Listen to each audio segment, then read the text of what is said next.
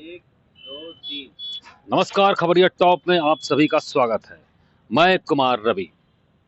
सूबे के परिवहन मंत्री दयाशंकर सिंह ने जब खबरिया टॉप की टीम के रिपोर्टर से पूछा कि लखनऊ में कौन बेहतर एआरटीओ प्रवर्तन यानी एआरटीओ एनफोर्समेंट हो सकता है, आप ही सुझाव दीजिए। इस पर कुछ पल के लिए परिवहन मंत्री से किए गए इस सुझाव के को लेकर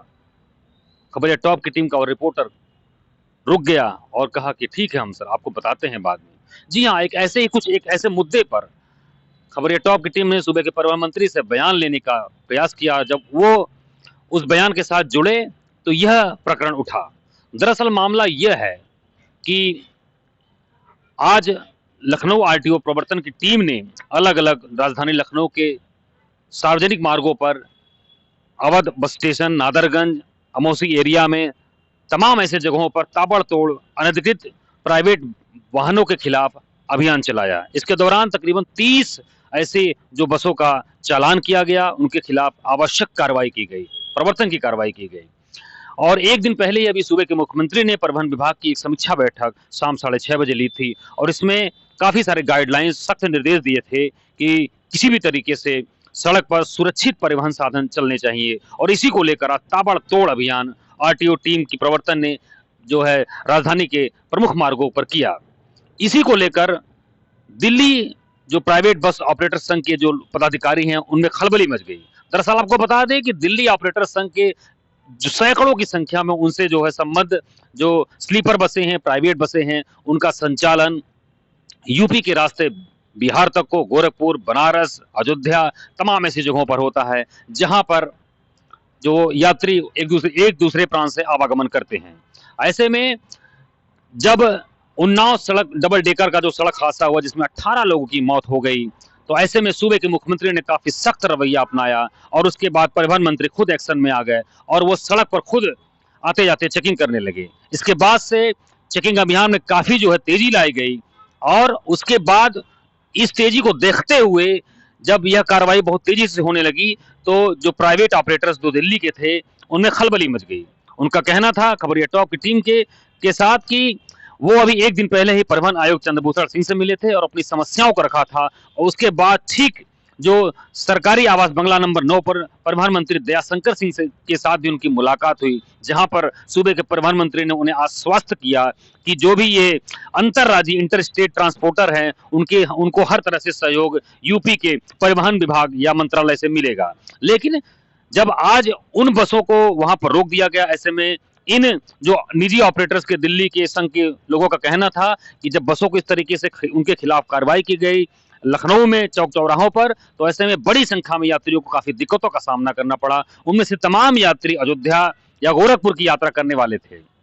ऐसे में उन्होंने एक वीडियो भी जारी किया उनके एक प्रमुख पदाधिकारी ने दिल्ली ऑपरेटर संघ के, और उनका कहना रहा कि वह एक मुफ्त जो परमिट शुल्क देते हैं इसके बावजूद इनकी बसों को रोका जाता है और गेहूं के साथ घुन भी पीस जाता है। उनका यह तर्क है कि वह किसी भी तरीके से डग्गा मार नहीं है, नहीं वह अवैध संचालन करते हैं। जबकि सूबे के परिवहन मंत्री से जब इस मुद्दे को लेकर खबरिया टॉप की टीम ने बात की तो उनका यही कहना रहा, हाँ मुलाकात तो हुई थी, प्राइवेट बस ऑपरेटर के लोग आए थे, उनको आश्वस्त भी किया गया कि उनको हर तरीके से मदद दी जाएगी, लेकिन उनका साफ तौर पर यह कहना रहा किसी भी तरीके से अनधिकृत बस संचालन नहीं हो सकता। दरअसल उनका यह भी मानना रहा और मोटे शब्दों में उन्होंने यही कहा कि जो ये दिल्ली ऑपरेटर संघ के जो ये लोग हैं, ये कहीं ना कहीं इनका जो परमिट है वो टूरिस्ट परमिट होता है। ऐसे में यूपी की सीमा में जैसे ही आते हैं तो उनको लोकल या फुटकर सवारी उठाने का अधिकार या ऐसा कुछ परमिट उनको नहीं जारी किया जा सकता। ऐसे में वह यूपी परिवहन नियम की शर्तों का उल्लंघन करते हैं।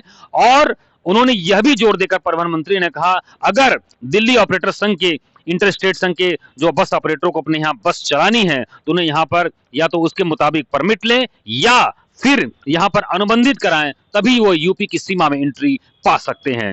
हालांकि यूपी के परिवहन मंत्री, परिवहन विभाग, परिवहन आयुक्त या शासन प्रशासन के परिवहन विभाग से जुड़े तमाम अधिकारियों, आरटीओ, ईआरटीओ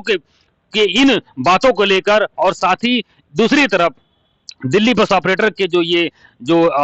निजी ऑपरेटर्स हैं उनके बीच जो भी वाद विवाद संवाद हुआ, ऐसे में तमाम चीजें उभर कर आई कि यह कार्रवाई चलती रहेगी, लेकिन साथ ही इनकी बसों का संचालन भी बदस्तूर जारी रहेगा। और यही नहीं, यहाँ के ऑपरेटर संघ ने, लोकल यूनियन ने, जो इंटर स्टेट के हैं, उन लोगों ने देर शाम ही यहाँ के डीसीपी ट्रैफिक को भी एक लेटर जारी किया और डीसीपी ट्रैफिक से गुहार लगाई कि राजधानी के कुछ चौराहों पर, तिकोनिया चौराहा, आलमबाग नहरिया चौराहा सहित तमाम कुछ ऐसे चेक पॉइंट्स हैं जहां पर एंट्री और एग्जिट पॉइंट्स पर उनको कुछ राहत दी जाए ताकि वह अपने बसों को वहां से रवाना कर सके, ले आ जा सके। इसको लेकर हालांकि अभी डीसीपी ट्रैफिक से कोई बातचीत नहीं हो पाई, लेकिन इसी बीच जब परिवहन मंत्री से बात की गई कि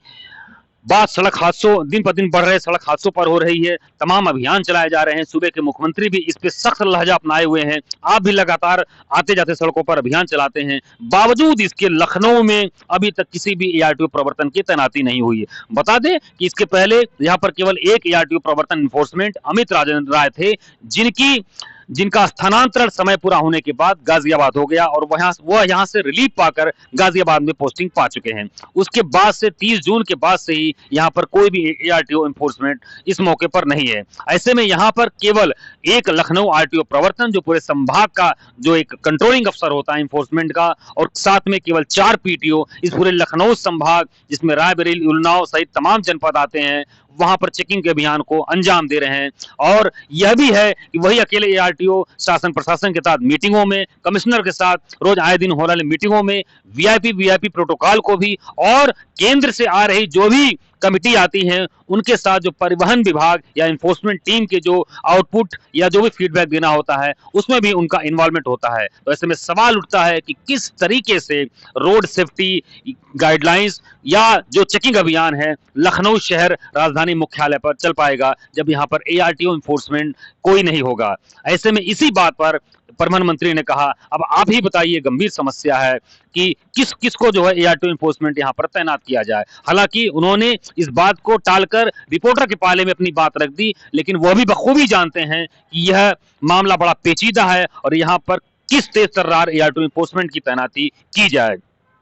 इसी तरीके से खबरिया टॉप की टीम के साथ बने रहिए और साथ ही साथ जाते जाते आपको यह भी बता दें कि जब परिवहन मंत्री ने जब संबंधित रिपोर्टर से फीडबैक लिया कि यहाँ पर जोन, लखनऊ जोन का क्या हाल है, इसका मतलब साफ तौर पर लग रहा था कि यहाँ के deputy transport commissioner Lucknow zone की क्रियाकलापों या कार्यकलापों से वह खुश नहीं दिखे। और साथ ही यह भी बता दें कि अभी 4-5 दिन पहले जो शहीद पथ पर जो स्कूली वैन का हादसा हुआ, थार गाड़ी से टकराकर किस तरीके से वह पलट गया, उसमें कई स्कूली बच्चे घायल हुए। ऐसे में सूबे के मुख्यमंत्री ने स्वयं उसका संज्ञान लिया था और उनके निर्देश पर प्रमुख सचिव मुख्यमंत्री संजय प्रसाद मौके पर गए थे और इसके अलावा डीएम सूर्यपाल गंगवार भी गए थे और साथ ही साथ अकेले परिवहन विभाग से आरटीओ एनफोर्समेंट संदीप कुमार पंकज गए थे। और ऐसे में हैरानी करने वाली बात थी कि deputy transport commissioner Lucknow zone Surendra Kumar वहां पर नहीं गए, जबकि डीटीसी लखनऊ जोन का जो जोनल ऑफिस, जोनल कैबिन है, वह परिवहन आयुक्त कार्यालय यानी परिवहन विभाग मुख्यालय पर ही वहां पर नीचे एक कमरे में है। यानी कि मुख्यालय से करीब रहते हुए भी वहां पर उन्होंने ऐसे एक्सीडेंट या इंसिडेंट से दूरी बनाकर रखी, जबकि सूबे के मुख्यमंत्री, विभाग के मंत्री और तमाम आला अफसर वहां पर मौके पर पहुंचे, घटनास्थल पर पहुंचे, बकायदा उस जो घटनास्थल और वहां पर जो अभिभावकों से मुलाकात की और उनसे जानकारी हासिल की और लगातार उनके साथ वाद संवाद बना रखे। तो इसी तरीके से आप खबरिया टॉप की टीम के साथ बने रहिए। परिवहन विभाग की पल पल की खबरों से आपको अपडेट कराते रहेंगे। मैं कुमार रवि, कैमरा पर्सन संजय के साथ।